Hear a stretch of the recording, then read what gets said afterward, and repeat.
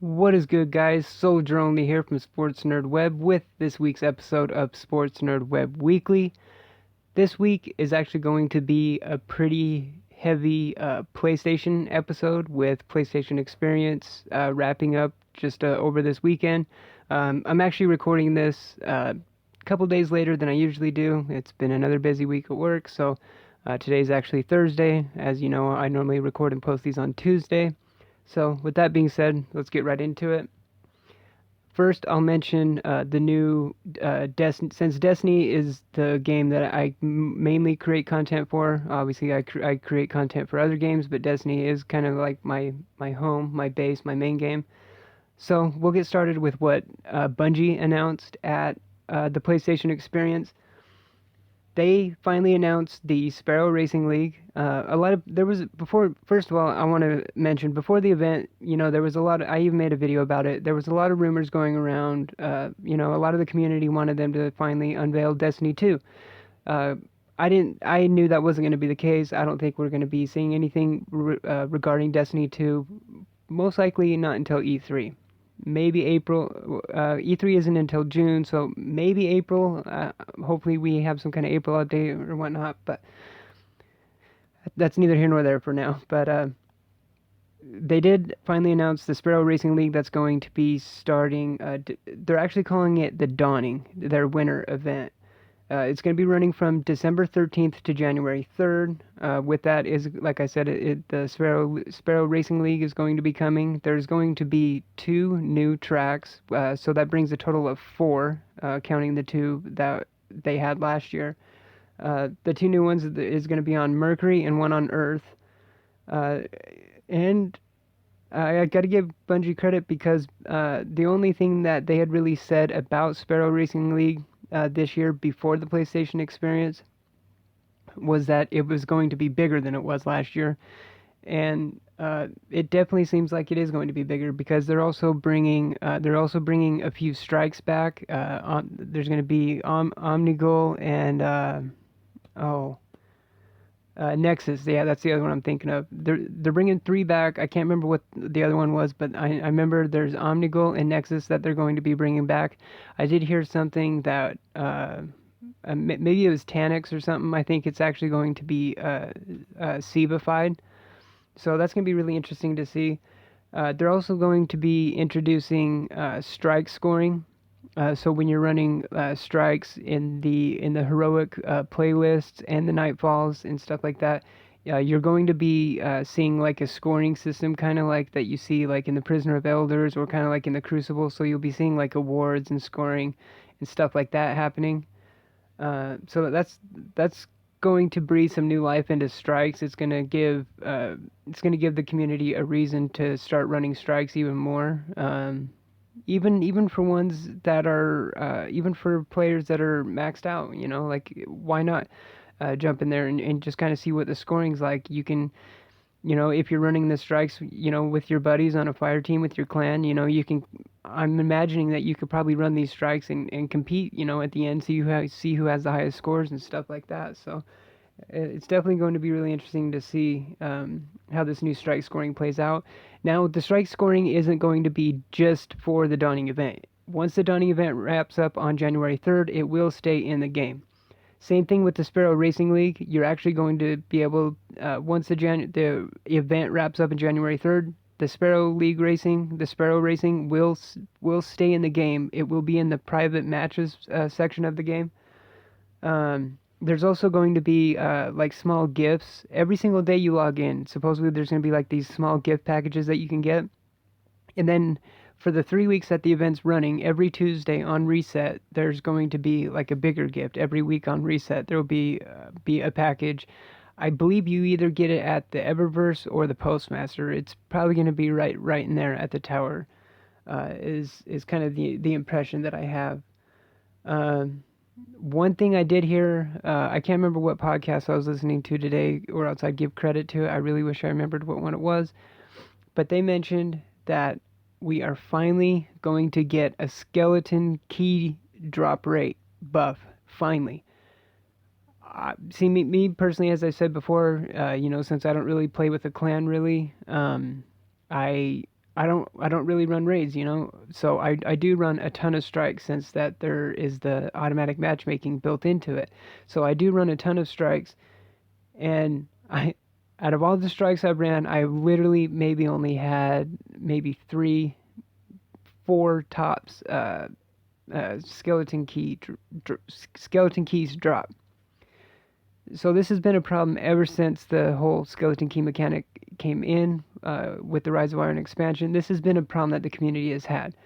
And Bungie has never said anything about it up until now, So, like I said at the podcast I listened to today, they did say that we are going to finally get a skeleton key drop rate increase. So, one thing that Bungie hasn't mentioned yet is if we're going to be seeing any kind of weapon balance with this, because the Dawning event is actually going to be dropping right alongside Update 2.5. So one has to wonder if we're finally going to be seeing if we're going to be seeing another weapon balance.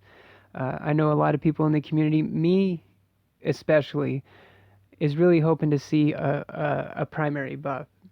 Especially with the meta being so heavily on shotguns, especially the Matador right now. It'd be really nice to see. It'd really be nice to see a primary weapon increase. So, but like I said, so far right now at this moment, I haven't heard anything about any kind of weapon balancing or anything like that. But moving on from Destiny to some of some of the news that came out of Naughty Dog from PlayStation Experience. Obviously, it's the talk of the show. Really, there was finally a trailer unveiling The Last of Us Part 2. So if you haven't had a chance to check it out, search on YouTube for The Last of Us Part 2 trailer. It looks incredible. It looks like some time has passed. Ellie looks older. I have a feeling that this game, kind of like Death Stranding, I don't think we're going to be, seeing this game finished for a couple years, a few years probably. I could see this being definitely like no sooner than fall 2018, I would have to say. Like, I don't think that we would see it any sooner than that. Because also coming out of Naughty Dog is a couple DLC expansions coming for Uncharted 4. There's going to be a new kind of multiplayer mode, a new survival mode for Uncharted 4, and then also excuse me.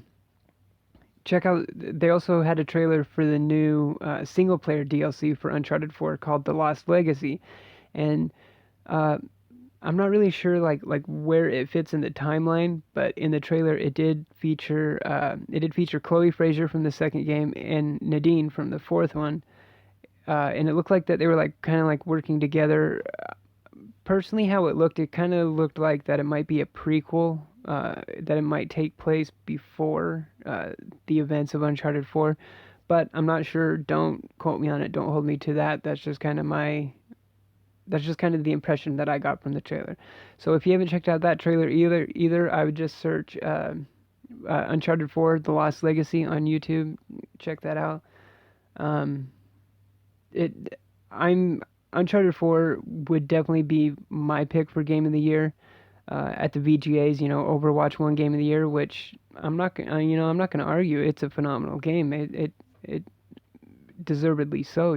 Just my personal pick would be Uncharted 4. So another demo, another trailer actually that they showed was it's supposedly it's going to be the final trailer and demo for Resident Evil 7. Finally, they showed at the event. Now, if you know me, I'm a huge Resident Evil fan. I've said many times before, the last Resident Evil 6, quite deservedly so, it's not really one of the favorites in the series of a lot of the fans of Resident Evil. But ever since the Resident Evil 7 demo first dropped, as soon as I saw that, I immediately downloaded it on my PS4 and played the hell out of it. I played a lot of that initial demo, but I haven't played it yet since they updated the demo. It was either I don't know if it was on Saturday or Sunday when they showed the Resident Evil 7 this new trailer. I did check out the trailer. The trailer looks amazing. It showed a lot of gameplay. We finally got to see some of the combat mechanics in the game. I listened in one of the most recent episodes of the Game Informer podcast. One of their writers actually spent about 4 hours with the game, and he said that the game had a lot more combat than than the demo kind of leads you to believe, but it's also not along the lines of like Resident Evil 5 or 6. So he definitely didn't want to leave that impression.